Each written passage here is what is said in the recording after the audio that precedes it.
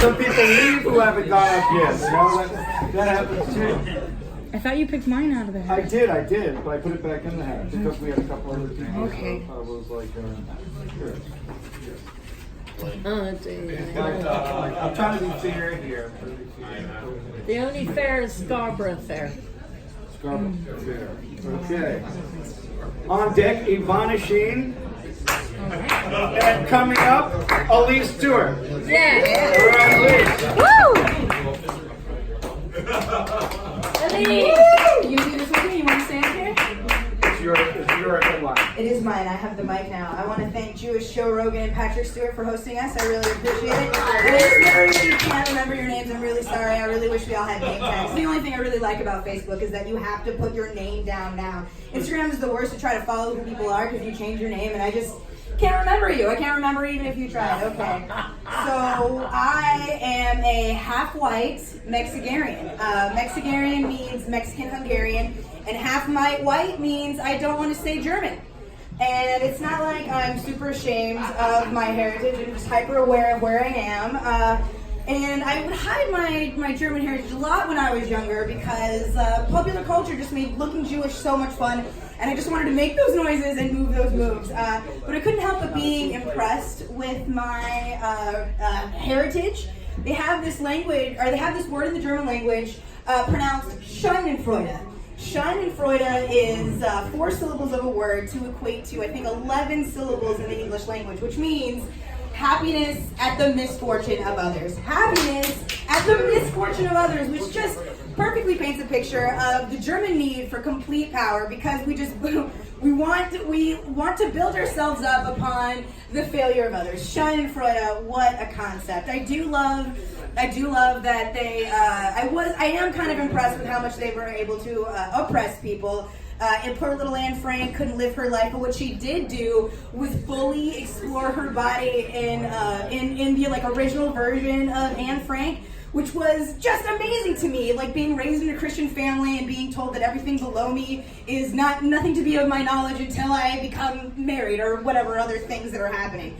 So it was like so much freedom to be able to read all of this stuff about me. My poor English teacher accidentally assigned the wrong version and then tried to ban everyone from reading it, which just to assure that everyone knew what to do with the ladies' nether region. And incidentally, it was a small town and it was a lot of fun experimenting with people in high school. Alrighty.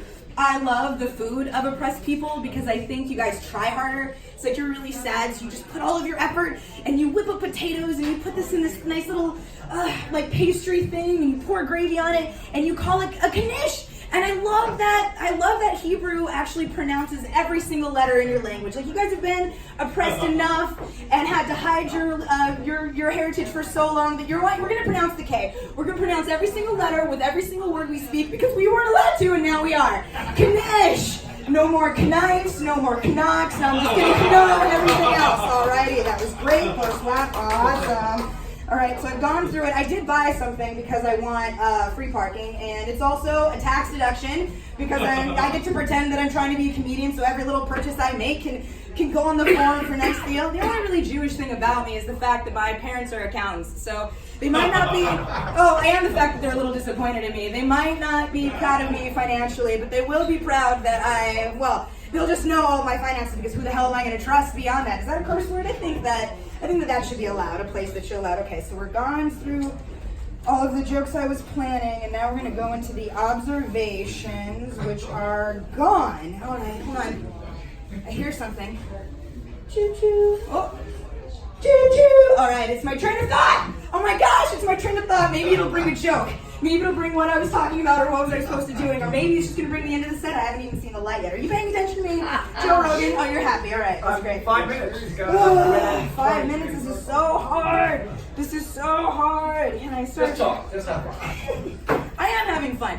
Stand-up comedy is probably one of the easiest things to do to knock off all your lists because all you have to do is like show up, put your name down, and then everyone has to listen to you for the allotted time. I guess if I was cursing, you would kick me off. But on a side note, I do appreciate all of the apologies that I've been hearing. I wondered if people knew how to do that. I'm on the internet a little bit more lately just because I'm trying to gain material.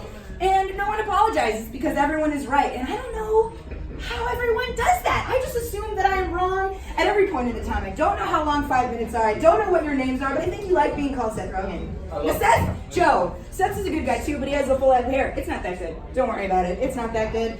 I do appreciate all of the Stewarts in the world because when I was younger, I used to pretend